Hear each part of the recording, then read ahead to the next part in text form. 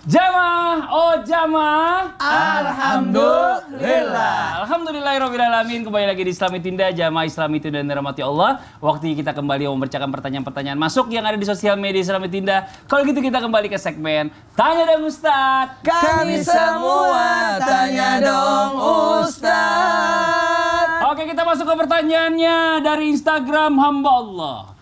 Assalamualaikum Ustadz. Waalaikumsalam warahmatullahi wabarakatuh. Akhir-akhir ini kita lihat kondisi berbagai negeri dan bahkan di negeri kita sendiri banyak bencana yang terjadi.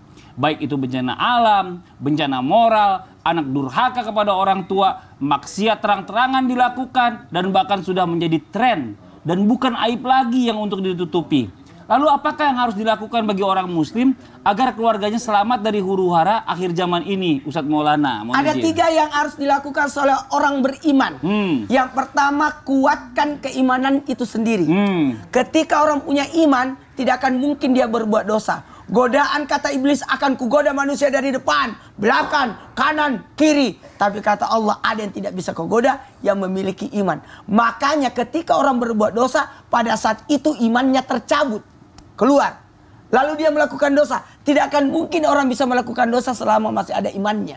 Maka dikhawatirkan orang yang suka berbuat maksiat, dosa, itu senantiasa dia keluarkan imannya.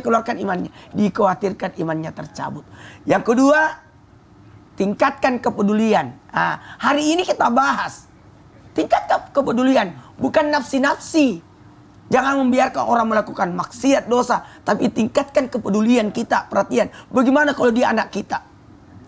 Tidak masalah. Ibarat satu kapal yang lobanin di bawah, kita kan jangan tidak peduli. Karena kalau dia tenggelam, kita ikut tenggelam. Apalagi? Tugas manusia yang ketiga. Ibadah, khalifah ketiga. Amal ma'ruf nahi munkar. Itu yang harus dicamkan. Kalau kita mengaku orang beriman, berarti minimal orang selamat daripada perbuatan keburukan kita. Itu yang ditambahkan. Kalau ada orang mengaku beriman, tapi orang tidak merasa aman dari dirinya, berarti pertanyakan pada diri kita. Iya, oke. Terima kasih banyak Ustadz Maulana. Jadi dari depan, dari samping, dari kiri, kanan. Tadi belakang enggak kan? Ada dong. Belakang, bukan belakang tadi. belakang. Ya, terus kita lanjut ke pertanyaan berikutnya dari Instagram hamba Allah. Bingung? Bingung. Assalamualaikum Ustadz. Waalaikumsalam warahmatullahi wabarakatuh. Saya sedang diberi musibah. Mertua saya beberapa waktu lalu jatuh sampai akhirnya dia nggak merasakan anggota tubuhnya. Dan akhirnya sekarang membutuhkan dana yang banyak karena harus tiap bulan harus cek ke dokter.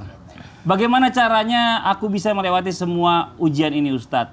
Kadang kita aja setiap bulannya masih merasa kurang. Dan sekarang kita harus tiap bulannya menyisihkan uang buat cek ke dokter. Nah ini Ustadz Afifuddin ini kadang-kadang orang-orang kita ini kurang sosialisasi juga tentang BPJS ya. Maksudnya biar nggak terlalu ini juga, berat repot juga. kita berat. Masya Allah. Bismillahirrahmanirrahim. Faqala ta'ala la yukallifullahu nafsan illa wus'aha. Allah tidak membebani seseorang kecuali orang itu punya kemampuan. Betul. Di Islam itu indah. Pertanyaannya semuanya hampir ke mertua. Berarti ini mantu-mantu soleh semua ini. Amin. Masya Allah, tabarakallah. Amin. Bagaimana mertua saya? Bagaimana tadi mertua saya utang 1 M. Yang satu mertuanya jatuh. Mertua utang 1 M yang nunjuk Ustadz Syam. Tadi Ustadz Syam menjawab. Mertuanya oleh alhamdulillah nggak punya karenanya, utang. saya kira ini bentuk bagaimana kita berbakti kepada mertua yang hakikatnya dia orang tua. Masya Allah. Apapun akan kita kerahkan. Kalau kemudian Ustadz, ini saya berbagi antara rezeki saya secara pribadi dengan orang tua atau mertua yang kita lagi obati. Maka jangan sampai rezeki yang kita punya untuk anak-anak kita, untuk suami kita, sampai habis untuk mertua kita. Nanti dibagikan punya abang, punya adik, punya keluarga, ya dikumpulkan semuanya. Kalau syukur-syukur di saat itulah momentum agar mereka bisa bersatu. Bahwa bagaimana kita menolong orang tua kita.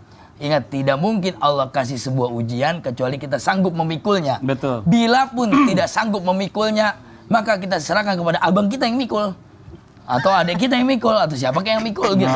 Orang kita udah berusaha kok. Ngelempar badan gitu mana. Yang penting kita jangan sampai melupakan anak, suami kita yang menjadi kewajiban kita. Betul. Barangkali itu. Dan mungkin buat mbaknya juga ini juga harus diarahkan bahwa pemerintah ini punya program gratis untuk pembiayaan. Naam. Jadi itu harus didaftar. Jadi kita ini sebagai manusia ini memang harus siap lebih baik mencegah daripada mengobati Ustadz ya. Jadi pada saat kita sakit itu kita udah punya solusinya gitu ya Ustadz ya. Jangan tiap bulan keluar duit sedangkan buat kebutuhan pribadi aja udah susah gitu. Nah ini mungkin juga perlu diinformasikan juga kepada masyarakat tadi buat Mbak yang bertanya ya, biar Mbaknya juga tahu bahwa ada program pengobatan gratis dari pemerintah. Nah, oke. Sekarang makasih banyak Ustadz Afif, Ustadz Maulana atas jawabannya. Nah, sekarang kita waktunya mendengarkan muhasabah. Dilanjutkan doa, disampaikan guru kita Ustadz Syam. Silakan Ustadz Syam. Sampai guru-guruku, seluruh jamaah yang dimuliakan Allah Subhanahu wa taala, mari kita sama-sama beristighfar, mengingat daripada dosa-dosa kita sehingga kita tahu ternyata penyebab daripada musibah itu adalah dari kesalahan kita sendiri.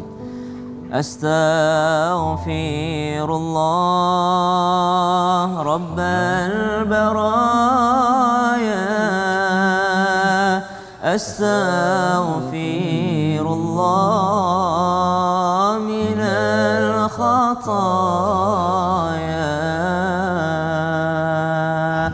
Istighfar adalah kunci daripada segalanya. Kunci melepaskan diri daripada azab Allah Subhanahu wa taala.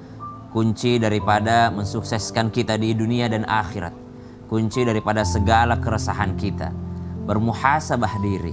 Karena semua musibah yang terjadi betul karena daripada kesalahan kita sendiri.